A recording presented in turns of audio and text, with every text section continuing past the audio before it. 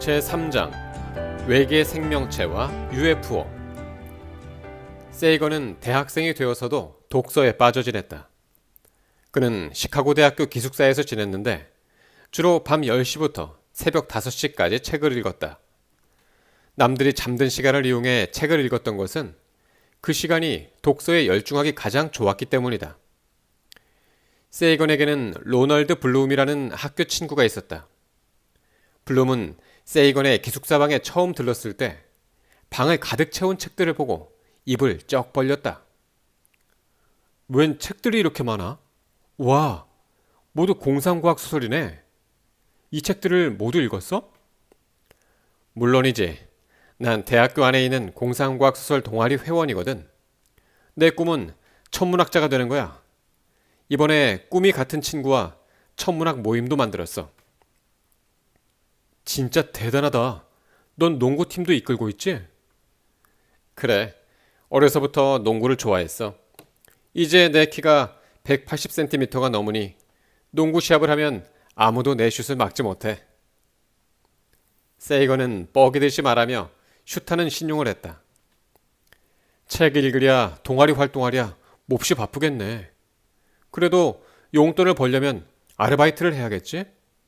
나는 요즘 병원에서 아르바이트를 하고 있어. 시간당 1.5달러야. 너도 생각이 있으면 언제든지 말해. 내가 일자리를 소개해 줄게. 블룸이 말하자 세이건은 고개를 가로저었다. 사양하겠어. 돈 때문에 시간을 낭비하고 싶지 않아. 지금 내게 주어진 이 시간이 더 중요해. 세이건은 대학교에 입학하여 정신없을 정도로 바쁘게 지냈다. 그러다가 성탄절이 되었고 세이건은 그제야 뉴저지주에 있는 집에 갈 수 있었다. 집에서 쉬던 세이건이 농구공을 챙겨 들고 집을 나서려는데 어머니가 그를 불러 세웠다. 칼, 농구하러 가니? 예, 어머니. 우리 동네에 내 친구 조카가 사는데 과학자라고 하더라. 너랑 말이 통할 테니 한번 만나보렴. 과학자요? 에이, 싫어요. 세상에 흔한 것이 과학자인데요, 뭐. 그래도 꼭 한번 만나봐. 내가 그 조카한테 네 이야기를 했거든. 알겠어요, 어머니. 세이건은 농구를 마치고 돌아오는 길에 어머니 친구 조카를 만났다. 그는 인디애나 대학교 대학원에서 유전학을 전공하는 에이브라함슨이었다. 세이건은 에이브라함슨을 만나 과학 이야기를 하며 금방 친해졌다. 두 사람은 각자 학교에 돌아가서도 자주 편지를 주고받는 사이가 되었다. 하루는 에이브람슨이 세이건에게 이런 편지를 보냈다. 나는 요즘 허먼 멀러 교수님 밑에서 유전학을 공부하고 있어. 멀러 교수님은 X선으로 돌연변이를 일으키는 연구로 노벨상을 받으셨지. 이번 봄방학 때 우리 학교로 놀러 올래? 교수님을 소개해 줄게. 1952년 봄방학 때 세이건은 에이브람슨의 초청을 받아 인디애나 대학교를 찾아갔다. 멀러 교수는 세이건을 반갑게 맞이했다. 자네가 천문학자를 지망하는 칼 세이건인가? 에이브람슨에게 이야기 많이 들었네. 예, 반겨주셔서 고맙습니다. 멀러 교수는 세이건과 에이브람슨을 학교 앞 음식점으로 데려갔다. 자네는 우주 생물학에 관심이 많다면서. 예, 교수님. 지구의 생물학도 중요하지만 저는 태양계 밖의 외계 생명체를 다루는 생물학도 연구할 가치가 있다고 생각합니다. 옳지. 나도 그렇게 생각하네. 외계 생명체를 찾아내어 연구한다면 지구 생물학 연구에도 도움이 많이 될 거야. 세이건과 멀러 교수는 우주 생물학과 지구 생명의 기원 등에 대해 많은 이야기를 나누었다. 멀러 교수는 세이건에게 호감을 느꼈는지 갑자기 이런 제의를 했다. 여름방학 때 우리 학교 실험실에 와서 함께 일해보지 않겠나? 감사합니다, 교수님. 세이건은 망설임 없이 그 제의를 받아들였다. 그는 그 해와 이듬해 여름방학에 인디애나 대학교의 멀러 교수 실험실에서 일했다. 세이건은 틈틈이 UFO를 찾으러 다녔다. UFO를 보았다는 사람들이 많이 있지. 나도 직접 UFO를 보고 싶어. UFO가 정말로 있다면 외계 생명체도 진짜로 있다는 거잖아. 세이건은 여름 내내 UFO를 찾아 헤맸고 에이브람스를 부추겨 함께 나서기도 했다. 하지만 유성 말고는 UFO 비슷한 것도 찾을 수가 없었다. 세이건이 실험실 일을 끝내고 시카고로 돌아갈 때 멀러 교수가 소개장을 한 장 써주었다. 자네가 다니는 시카고 대학교에 해럴드 유리 교수가 있지? 이 소개장을 갖고 유리 교수를 찾아가게. 유리 교수는 노벨상을 받은 적이 있는 유명한 화학자였다. 그는 실험실에 간이 침대를 두고 실험에 열중할 만큼 학문에 열정적이었다. 세이건은 소개장을 들고 찾아가서 유리 교수를 만났다. 유리 교수가 환하게 웃으며 세이건을 반겼다. 어서 오게. 자네가 멀러 교수가 이야기한 세이건이로군.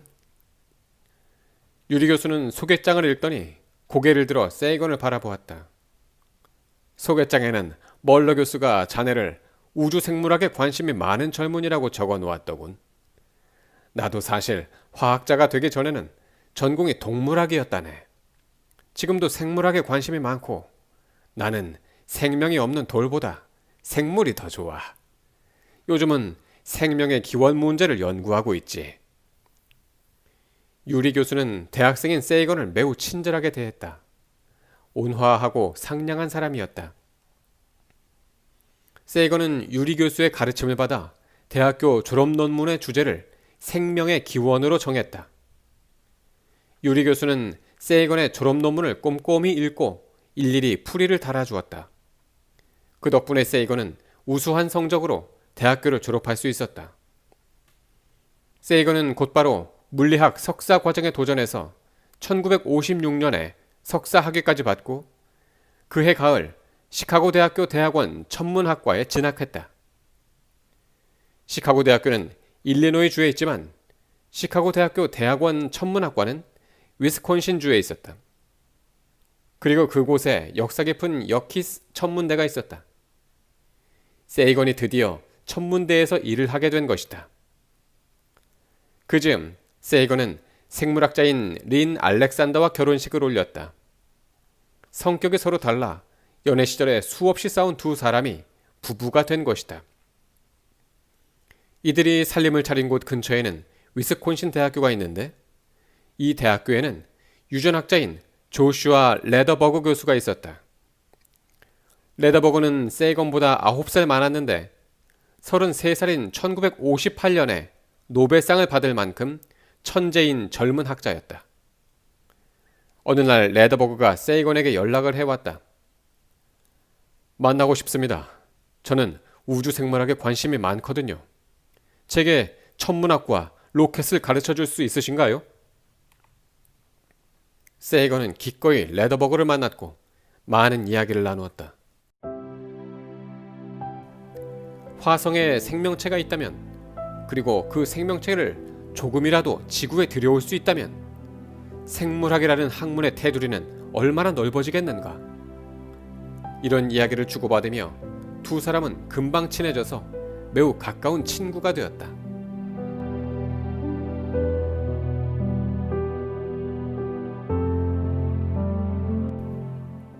제4장 우주로 가는 발걸음. 세이건은 초콜릿을 매우 좋아했다. 초콜릿 한 상자쯤은 앉은 자리에서 가볍게 먹어치울 정도였다. 어느 날 세이건은 대학교 파티에서 친구에게 이런 말을 했다. 나는 미국이 1970년까지는 달에 사람을 착륙시킬 수 있을 거라 생각해. 10년 넘게 도전을 거듭한다면 반드시 사람이 달에 갈 수 있게 될 거야. 그러자 친구는 손을 내저었다. 무슨 소리 하는 거야? 사람이 어떻게 달에 갈 수 있겠어? 달에 가려면 우주선을 발사해야 하는데 우리나라의 과학 수준으로는 그런 우주선을 만들 수 없어. 도저히 불가능한 일이야. 쉽진 않겠지. 하지만 불가능한 일은 아니라고 생각해. 그럼 우리 내기할까? 나는 1970년까지 미국이 달에 사람을 착륙시키지 못한다는 데 걸었어. 좋아. 초콜릿 한 상자 내기야. 나는 1970년까지 미국이 달에 사람을 착륙시킨다는 쪽이야. 세이건이 친구와 내기를 한 지 얼마 지나지 않아서였다. 세이건에게 매우 유리한 뉴스가 전해졌다. 소련이 세계 최초로 인공위성 스푸트니크 1호를 쏘아 올리는 데 성공했다는 것이다. 이때가 1957년 10월 4일이었다. 굉장해. 소련이 드디어 해냈군. 세계 최초 인공위성 스푸트니크 1호 발사. 정말 멋진데? 이 일로 미국 정부는 충격을 크게 받았을 거야. 어쩌면 이 일이 계기가 돼서 정부가 우주 개발에 박차를 가할지도 몰라. 소련보다 먼저 미국인을 달에 보내기 위해서 유인 우주선 개발에도 힘을 쏟을 거야. 초콜릿 내기의 승자는 내가 되겠어.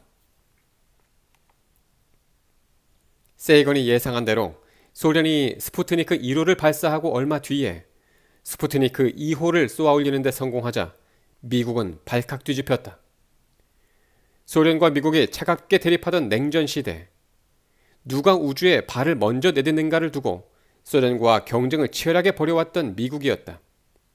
그런데 예상치 못한 순간에 소련이 미국보다 우주로 한 발 앞서 나가게 된 것이다. 미국 정부는 소련의 군사적 위협에 맞닥뜨리게 되었다며 서둘러 우주 개발에 나섰다. 우선 미국의 작은 우주 개발 기관들을 통합하여 미국 항공우주국, 즉 나사를 만들었다.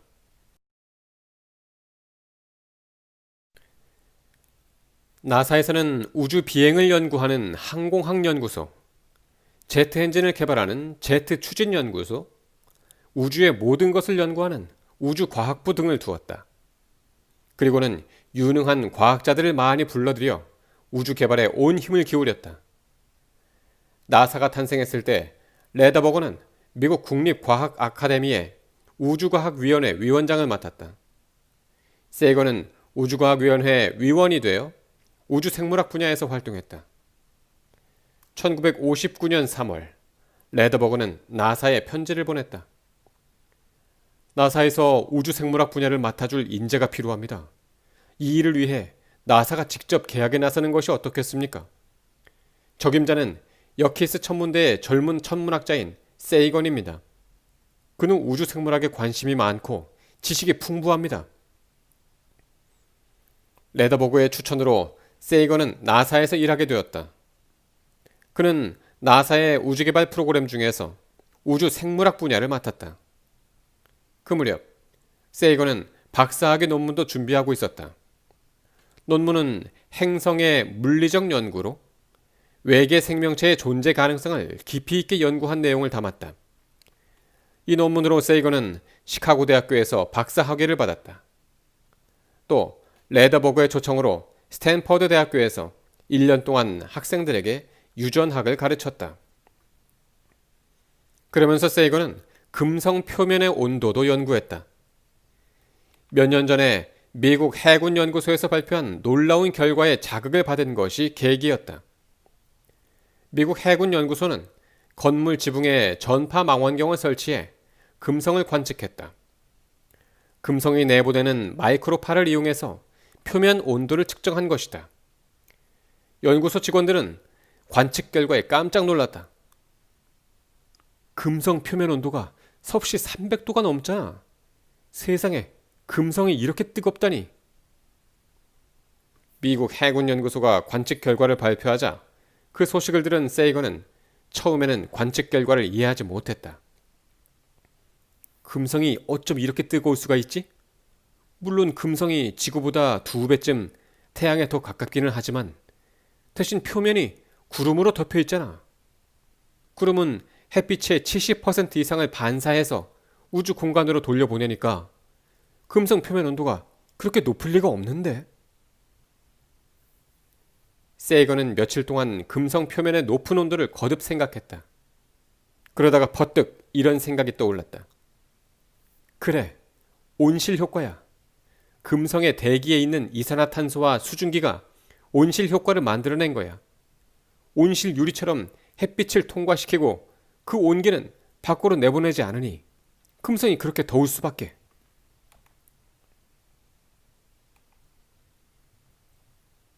(1961년) 세이건은 금성의 대기와 온실 효과에 대한 논문을 써서 과학 잡지 사이언스에 발표했다. 이 논문은 천문학계에서 화제를 불러일으켰고 세이건은 하루아침에 유명한 천문학자가 되었다. 그뿐만이 아니었다. 이듬해에는 하버드 대학교에서 연락이 왔다. 세이건 씨, 당신을 하버드 대학교 천문학과 부교수로 모시겠습니다. 우리 대학교에 있는 천체물리학연구소 연구원 자리도 맡아주십시오. 세이건은 두 가지 제의를 받고 기쁨을 감추지 못했다. 하버드 대학교에서 학생들을 가르치면서 연구소에서 일한다는 것은 천문학자로서 인정받았다는 것을 뜻하기 때문이었다. 하버드 대학교 천문학과 부교수가 된 세이건은 학생들에게 인기가 높았다. 그가 하는 강의가 재미있었기 때문이다. 강의를 듣다 보면 시간 가는 줄 모를 정도였다. 세이건의 강의는 천문학뿐만 아니라 물리학과 화학, 생물학, 역사 등 다양한 학문과도 연결되었다. 이 때문에 그가 하는 강의를 듣다 보면 배우는 것이 많았다. 또 딱딱한 과학 이론을 설명할 때 시적인 표현을 쓰기도 하며 독특한 방식으로 강의를 하기 때문에 학생들이 느끼기에 새로운 맛도 있었다. 세이건은 하버드 대학교에서 훌륭한 인재들을 길러냈다. 그에게 배운 학생들 가운데는 뒷날 행성 천문학에서 큰 업적을 남긴 인물들도 있었다. 세이건은 교수로 연구원으로 바쁘게 지내면서 동시에 나사의 우주개발 프로그램에도 여전히 적극적으로 참여했다. 한편 세이건이 금성의 대기와 온실 효과에 대한 논문을 발표했던 1961년에 대통령인 케네디가 미국 의회에서 이런 연설을 했다. First, I believe that this nation should commit itself to achieving the goal before this decade is out of landing a man on the moon and returning him safely to the earth. 이 연설은 5월 25일에 이루어졌는데 그로부터 한 달여 전인 4월 12일에 소련인 우주비행사 유리 가가린이 인류 최초로 우주 비행에 성공했다. 미국 정부로서는 절망적인 소식이었다. 최초로 우주에 인공위성을 발사한 것도 최초로 유인 우주선을 우주로 날린 것도 모두 소련이 한 발 앞서 성공한 것이다. 더 이상 소련에게 주도권을 빼앗길 수 없어. 달을 정복하는 것만큼은 우리 미국이 먼저 해야 해. 미국 정부는 이러한 각오를 굳혔고 대통령의 연설을 시작으로 아폴로 계획을 세웠다. 우주선을 보내 세계 최초로 미국인을 달에 착륙시키겠다는 계획이었다. 1962년 5월, 세이건은 아폴로 우주 비행 계획을 위한 최초의 과학 프로그램을 마련했다. 그리고 나사에서 추진하는 아폴로 계획과 우주 탐사에 관련된 회의에 참석했다. 그는 아폴로 우주선 비행사들을 교육하는 일을 맡았으며 무인 우주 탐사선의 실험 장비 설계와 배치 등의 핵심적인 역할을 했다. 이렇게 학문과 연구에서 성공의 길로 나아갔던 것과는 반대로 세이건의 결혼 생활은 행복하지 못했다. 세이건은 결혼한 뒤에도 아내와 끊임없이 다투다가 끝내 헤어지고 말았다. 그는 아내와 아들을 두고 집을 나와야 했다. 1964년의 일이었다. 이듬해인 1965년 7월 14일, 미국이 지난해 쏘아올린 화성 탐사선 메리너 4호가 화성 옆을 스쳐 날아갔다. 메리너 4호는 화성 표면 사진을 여러 장 찍어 21장을 지구에 보내왔다. 세이건은 사진을 받기 전에 기대감으로 가슴이 부풀어 올랐다. 화성은 우리 지구와 환경이 비슷한 곳이야. 사진을 보면 화성에 생명체가 있다는 증거를 찾을 수 있을 거야. 하지만 세이건의 바람은 이루어지지 않았다. 사진 속 어디에서도 생명체가 남긴 흔적은 찾아볼 수 없었던 것이다. 사진뿐만 아니라 메리너 4호가 보내온 여러 자료를 분석해보니 화성은 기압이 너무 낮았다. 그런 곳에서는 물이 액체 상태로 존재하기 어려웠다. 세이건은 실망이 컸지만 포기하지 않았다. 화성 탐사는 이제 시작 단계야.